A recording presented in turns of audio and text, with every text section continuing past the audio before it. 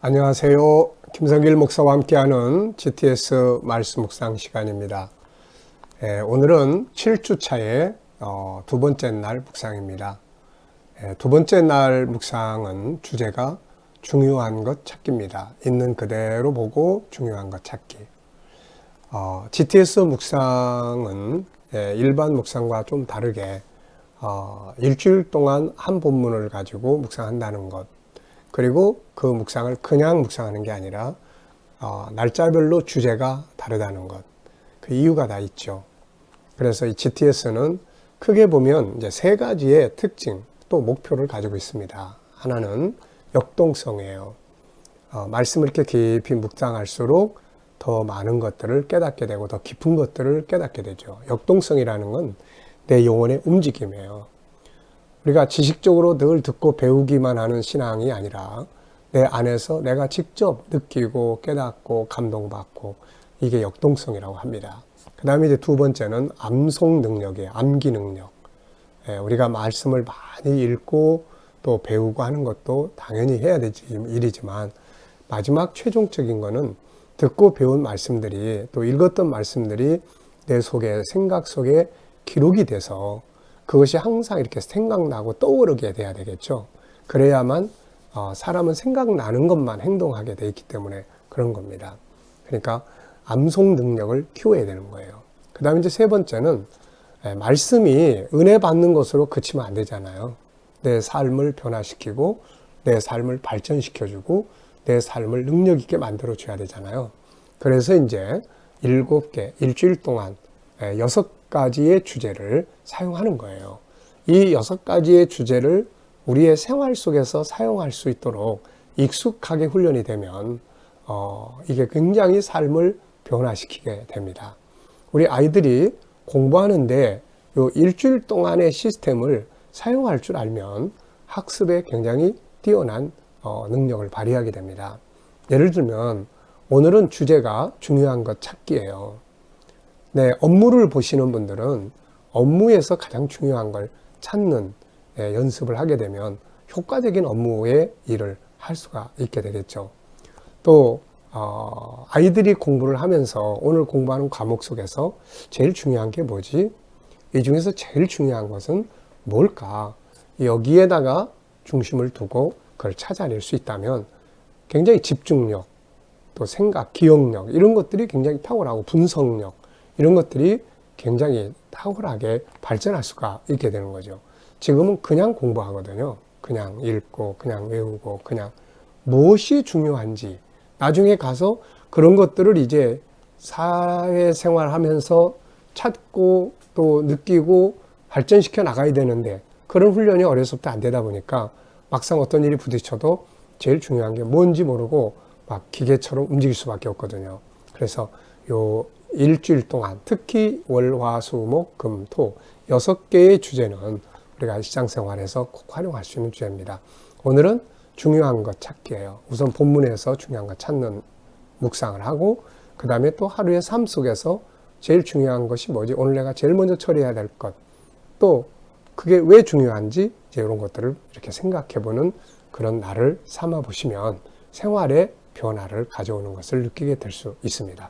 자, 그럼 오늘도 본문을 한번 읽어보죠. 본문은 구조가 6685 이렇게 돼 있다고 그랬습니다. 6685. 자, 그러면 이제 본문 말씀을 우리 함께 같이 읽도록 하겠습니다. 예. 형제들아, 내가 법 아는 자들에게 말하노니 너희는 그 법이 사람이 살 동안만 그를 주관하는 줄 알지 못하느냐. 남편 있는 여인이 그 남편 생전에는 법으로 그에게 매인받으나 만일 그 남편이 죽으면 남편의 법에서 벗어나느니라. 그러므로 만일 그 남편 생전에 다른 남자에게 가면 음녀라. 그러나 만일 남편이 죽으면 그 법에서 자유롭게 되나니 다른 남자에게 갈지라도 음녀가 되지 아니하느니라. 그러므로 내 형제들아, 너희도 그리스도의 몸으로 말미암아 율법에 대하여 죽임을 당하였으니 이는 다르니 곧 죽은 자 가운데서 살아나신 이에게 가서 우리가 하나님을 위하여 열매를 맺게 하려 함이라. 우리가 육신에 있을 때에는 율법으로 말미암는 죄의 정욕이 우리 지체 중에 역사하여 우리로 사망을 위하여 열매를 맺게 하였더니 이제는 우리가 얽매였던 것에 대하여 죽었으므로 율법에서 벗어났으니 이러므로 우리가 영의 새로운 것으로 섬길 것이요 율법 조문에 묵은 것으로 아니할지니라. 그러니 우리가 무슨 말을 하리요? 율법이 죄냐? 그럴 수 없느니라. 율법으로 말미암지 않고는 내가 죄를 알지 못하였으니 곧 율법이 탐내지 말라 하지 아니하였더라면 내가 탐심을 알지 못하였으리라. 그러나 죄가 기회를 타서 계명으로 말미암아 내 속에서 온갖 탐심을 이루었나니 이는 율법이 없으면 죄가 죽은 것임이라. 전에 율법을 깨닫지 못했을 때에는 내가 살았더니 계명이 이름에 죄는 살아나고 나는 죽었도다. 생명에 이르게 할 그 계명이 내게 대하여 도리어 사망에 이르게 하는 것이 되었도다. 죄가 기회를 타서 계명으로 말미암아 나를 속이고 그것으로 나를 죽였는지라. 이로보건대 율법은 거룩하고 계명도 거룩하고 의로우며 선하도다. 그런즉 선한 것이 내게 사망이 되었느냐? 그럴 수 없느니라. 오직 죄가 죄로 드러나기 위하여 선한 그것으로 말미암아 나를 죽게 만들었으니 이는 계명으로 말미암아 죄로 심히 죄되게 하려 함이라. 우리가 율법은 신령한 줄 알거니와 나는 육신에 속하여 죄 아래 팔렸도다. 내가 행하는 것을 내가 알지 못하노니 곧 내가 원하는 것은 행하지 아니하고 도리어 미워하는 것을 행함이라. 만일 내가 원하지 아니하는 그것을 행하면 내가 이로써 율법이 선한 것을 시인하노니 이제는 그것을 행하는 자가 내가 아니요 내 속에 거하는 죄니라. 내 속 곧 내 육신에 선한 것이 거하지 아니하는 줄을 아노니 원함은 내게 있으나 선을 행하는 것은 없노라. 내가 원하는 바 선은 행하지 아니하고 도리어 원하지 아니하는 바 악을 행하는도다. 만일 내가 원하지 아니하는 그것을 하면 이를 행하는 자는 내가 아니요 내 속에 거하는 죄니라. 그러므로 내가 한 법을 깨달았노니 그 선을 행하기 원하는 나에게 악이 함께 있는 것이로다. 내 속사람으로는 하나님의 법을 즐거워하되 내 지체 속에서 한 다른 법이 내 마음의 법과 싸워 내 지체 속에 있는 죄의 법으로 나를 사로잡는 것을 보는도다. 오라 나는 곤고한 사람이로다. 이 사망의 몸에서 누가 나를 건져내랴. 우리 주 예수 그리스도로 말미암아 하나님께 감사하리로다. 그런즉 내 자신이 마음으로는 하나님의 법을 육신으로는 죄의 법을 섬기노라. 아멘. 자, 두 번째 날 있는 그대로 보고 중요한 걸 인지하기. 자, 1번 본장은 뭘 설명하고 있는가? 6장에서 우리의 신분을 확인하고 우리 6장 기억나시죠? 가능하면 꼭 외워보라고 한 장입니다. 6장에서는 이제 죄인은 죽었어. 그리고 이제는 의인이 살고 있는 거야. 우리 신분은 의인이야. 이 신분을 이야기를 해주죠. 그리고 난 다음에 7장에서는 이제 우리가 그 신분에 맞게 살아야 되는데 그게 잘 안 된다. 그래서 너무 괴롭다. 그런데 예수 그리스도 안에서 해결할 수 있다. 이런 내용들을 다루고 있습니다. 그리고 나서 이제 8장에 가면은 이기기를 원하는 자들은 8장을 암송해라 그랬잖아요. 8장은 승리의 장이에요. 네, 죄도 이길 수 있게 만들어주고 우리의 삶을 승리하게 만들어주는 아주 좋은 승리의 장입니다. 그래서 변화를 바라시는 분들은 6장을 꼭 외우시고 또 승리를 바라시는 분들은 8장을 꼭 외워보시기 바랍니다. 한 달이 걸리든 1년이 걸리든 한번 도전해 보시죠. 네. 자, 두 번째입니다. 예수를 믿음으로 의롭게 된 자들은 율법에 대해서는 어떤 관계를 갖게 되었다고 했는가? 4절에 보면 율법에 대해서는 우리가 죽음을 당했다. 율법에 대해서는 죽었다. 네. 그러니까 법이 필요 없는 건 아닌데 법을 지켜서 무슨 그런 의식을 지켜서 구원받거나 의롭게 되는 것에서는 이제 그건 죽었다. 이런 이야기죠, 이제. 네. 그러니까 그 뒤에 이야기한 것처럼 법이 없으면 안 되잖아요. 법.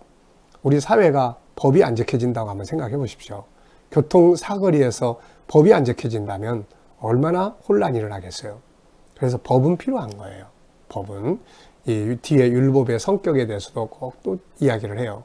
근데 문제는 율법을 우리가 못 지킨다는 거예요. 다 하나를 지키면 두 개를 범하게 되고 그래서 문제가 되는 거예요. 그러니까 여기에서 책임에 대해서 우리 죽었다 이런 이야기예요. 책임에 대해 죽었다. 그런데 이 죽음을 당해서 이제는 예수 그리스도와 함께 은혜 안에서 행복하게 살면 된다. 이 이야기하는 거예요. 그거를 설명하려고 앞부분에서 결혼한 여자가 결혼해서 사는 동안 다른 남자하고 결혼할 수는 없다. 그러면 이거는 불법이죠. 근데 남편이 죽었어. 그리고 난 다음에 새로운 남자와 결혼하는 것은 이건 정상적이다. 이런 이야기죠. 마찬가지로 우리가 이제는 율법의 여러 그런 의식이나 율법 자체를 통해서 의롭게 된다고 하는 여기엔 우리가 죽은 거예요.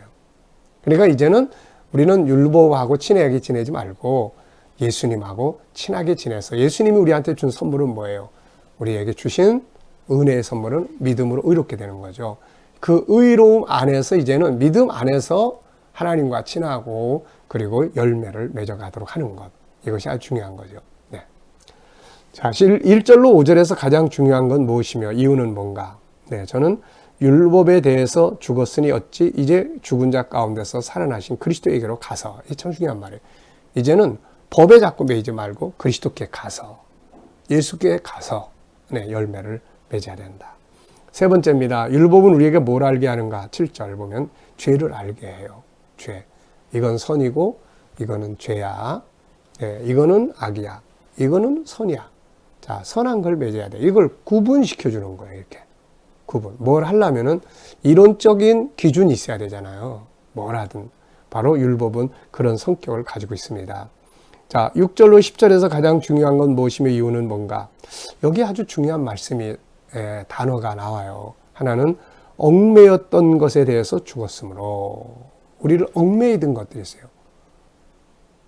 우리 얽매이던 것들 법대로 안 지키면 죽는데 네. 하나님 말씀대로 살지 않으면 벌 받는데 네. 잘못된 신앙의 전통 할례 받지 않으면 안 돼. 이런 거예요. 이런 것들이 우리를 얽매고 있잖아요. 그런데 예수님의 십자가가 거기서 탁 자유하게 해준 거예요. 이제 할례 안 받아도 괜찮아. 네. 이제는 하나님의 법대로 살아야 되지만 살지 못했을 때 너를 심판하지 않아. 괜찮아. 네.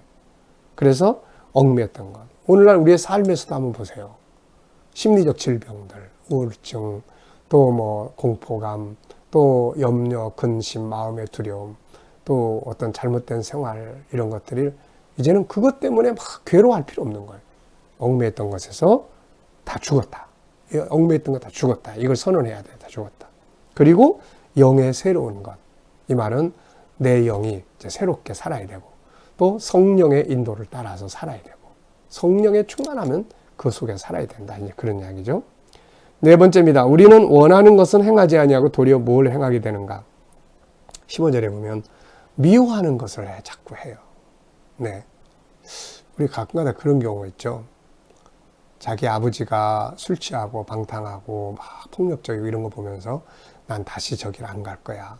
난 아버지처럼 안 살아. 이런 결심을 하는데 나중에 보면 다시 나도 모르게 그 길을 따라가는 경우들이 있죠. 그러면서 괴로워하는 경우. 네. 미워하는 걸 우리가 한단 말이에요. 죄 짓는 거 누가 좋아합니까? 근데 나도 모르게 그걸 해요. 화내는 거 누가 좋아해요? 근데 화내. 그러고 나면 또 속상하고. 네. 바울은 이런 안타까운 마음을 지금 설명을 하고 있습니다. 이게 우리의 마음이잖아요. 11절로 15절에서 중요한 건 무엇이며 이유는 뭔가? 원하는 것은 행하지 아니하고 도리어 미워하는 것을 한다.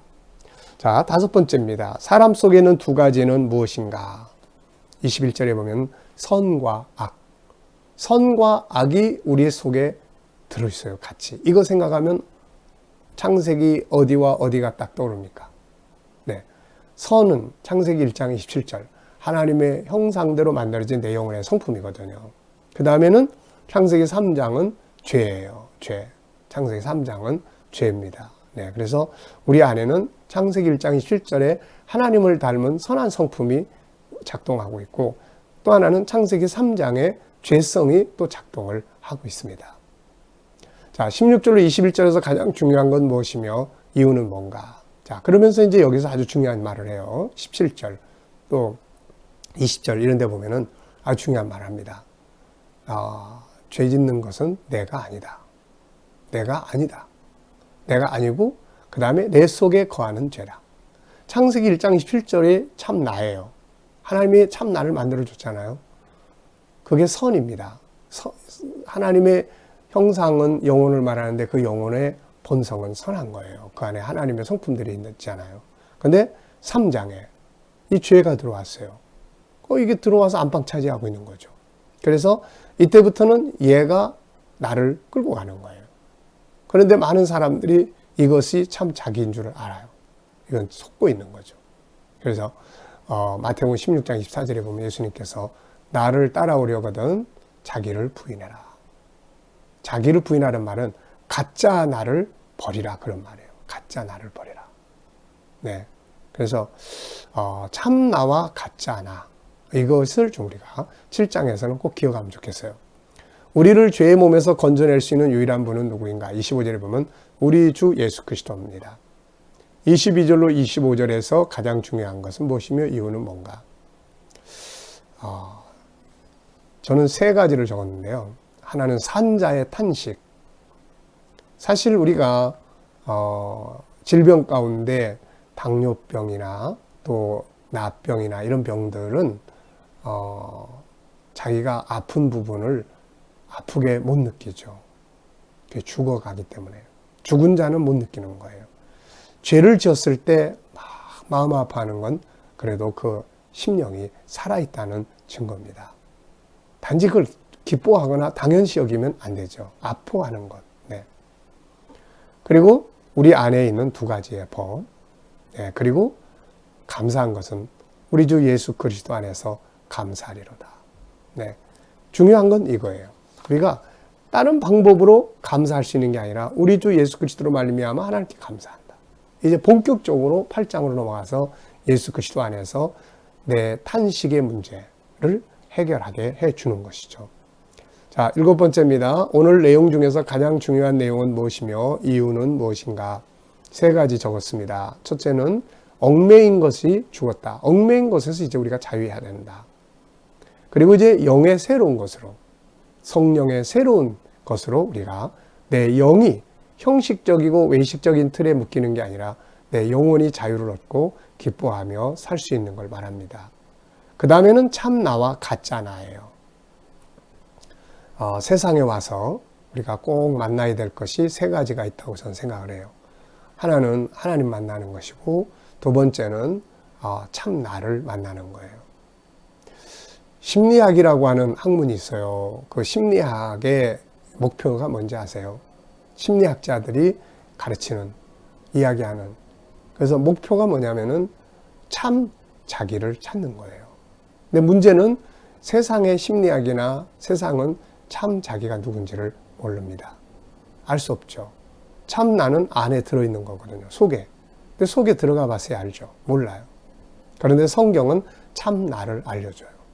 창세기 1장 27절. 네. 그래서 시편 130편 5절. 네, 한번 확인해 보겠습니다. 시편 130편 5절. 제가 이 말씀을 읽으면서 참 깜짝 놀랐어요. 진짜 성경은 모든 걸 다 가지고 있네. 여기 보면은 이런 말씀이 나옵니다. 나 곧 내 영혼은, 네, 나 곧 내 영혼은 여호와를 기다리며, 네, 나 곧 내 영혼. 내가 영혼이에요. 참 나는 영혼이에요. 그러면 이거를 딱 보면은 창세기 1장 17절. 하나님이 그의 형상들을 만들었어요. 그럼 하나님은 어떤 분이세요? 요한복음 4장 24절에 보면 하나님은 영이시라고 그러잖아요. 영. 그러니까 우리를 영적 존재로 만들어 놓으신 거예요. 그게 참 나예요.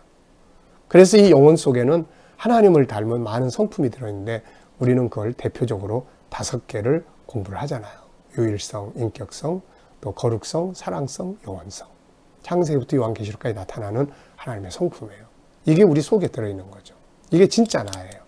얘를 만나야 돼, 얘를 만나야 됩니다. 그래야 사람이 자기답게 살 수가 있게 되는 거예요. 근데 죄가 창세기 3장에 들어와서 지가 진짜 나인 것처럼 그렇게 이야기를 해요. 그러면서 나를 자꾸 죄 가운데 끌고 가요. 그 괴롭죠. 창세기 1장 27절에 내 영혼이 자꾸 괴로운 거예요. 근데 창세기 3장이 강하니까 얘가 자꾸 날 끌고 다녀. 근데 얘는 진짜 내가 아니에요. 가짜 나란 말이에요. 손님이 왔어요. 그러면 먼저 창세기 3장이 푸르륵 나가가지고 안녕하세요 하고 만날 수 있고, 아니면은 창세기 1장 17절 하나님의 선한 성품 참 나가서 사람 만날 수 있죠. 누가 나가서 만나느냐에 따라서 달라지게 되는 것이죠. 네. 자, 7장은 그런 중요성을 우리에게 일깨워주는 장입니다. 참 나와 가짜나. 오늘 본문에서 깨달은 건 뭐고 감사한 건 뭐죠? 저는 인간의 두 가지 모습. 네, 참 이게 좋은 말씀이에요. 네. 창세기 1장 17절에 나, 참나. 창세기 3장에 나, 가짜나, 죄성, 가짜나요. 네. 자, 그리스도 안에서 우리의 죄성을 해결할 수 있다 하는 거죠. 오늘 말씀 속에서 느껴지는 하나님의 마음은 뭔가? 네, 너는 너답게 살아야 된다. 창세기 1장 27절에 참 너를 찾아라. 그래서 너답게라는 말은 하나님이 담아주신 그분의 성품대로 살아라. 그런 이야기죠. 네. 그래서 하나님의 형상의 회복, 이것이 아주 중요한 일입니다. 우리 예수 믿는 사람들이 이제 가장 중요한 게, 이제는 우리가 예수 그리스도를 통해서 의롭게 돼서 구원받았잖아요. 이제부터 우리가 할 일은 의인답게 살아야 되는데, 그 의인의 정체가 뭐예요? 바로 창세기 1장 27절이에요. 그래서 의인답게 살려면 창세기 1장 27절, 참 나를 열심히 발전시키고 만나야 됩니다. 그러면은 의인, 또 참나, 이렇게 살아갈 수 있게 되는 거죠. 자, 질문 만들어 보겠습니다. 첫째, 본문에서 가장 핵심적인 내용은 무엇인가? 여러분은 뭐라고 생각하시나요? 저는 하나는 참나와 가짜나, 참나와 가짜나. 네.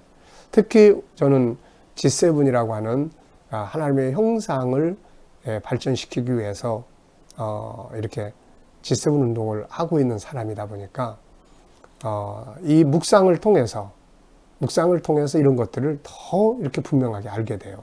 7장에 옛날에는 그렇게 보지 않았는데 G7을 정리하고 연구를 하면서 7장, 로마서 7장을 보니까 창세기 1장 27절에 나와 창세기 3장에 나, 이게 바울이 그 이야기를 하고 있는 거예요. 네. 17절에 내가 아니다. 죄 짓는 건 내가 아니다. 네. 얼마나 이게 아주 중요한 말씀인지 모릅니다. 두 번째는 얽매였던 것에 대하여 죽었다고 하셨는데, 지금 나를 얽매고 있는 것들은 뭔가? 이거 얽매여 살 필요 없어요. 이제는 이게 죽었으니까 벗어버려야죠. 근데 이미 죽어버렸는데도 거기에 얽매여 가지고 계속 살고 있다면 손해보는 삶이잖아요. 오늘 여러분들을 얽매고 있는 게 무엇입니까? 그 얽매고 있는 것들은 이미 십자가에 의해서 다 정리된 거다. 이거를 믿고 거기서 자유할 수 있기 바랍니다. 자, 오늘의 과제를 한번 정리해 보세요. 오늘의 일과 중 우선순위. 사람은 한꺼번에 두 가지를 생각을 못해요. 두 가지 한다고 해도 순간 왔다 갔다 하는 거죠. 그러니까 한꺼번에 두 가지를 잘 못해요. 한 가지만 하게 돼 있어요. 동쪽으로 가면 동쪽만 가는 거지 동쪽과 서쪽을 같이 못 가요. 이게 하나님이 주신 은혜입니다. 자, 그래서 우리가 심리 질병을 앓는 사람들에게도 이 생각, 아픔을 주는 생각을 벗어나려면 건강한 나에 대한 생각을 만들어내야 되는 거죠. 그래서 두 가지를 같이 못하니까 건강한 생각이, 나에 대한 생각이 지배를 하면은 아픔에서 빠져나오는 거예요. 네. 그래서 삶의 우선순위입니다. 중요한 거 한꺼번에 10가지 다 못해요. 그 중에서 제일 중요한 것, 우선순위.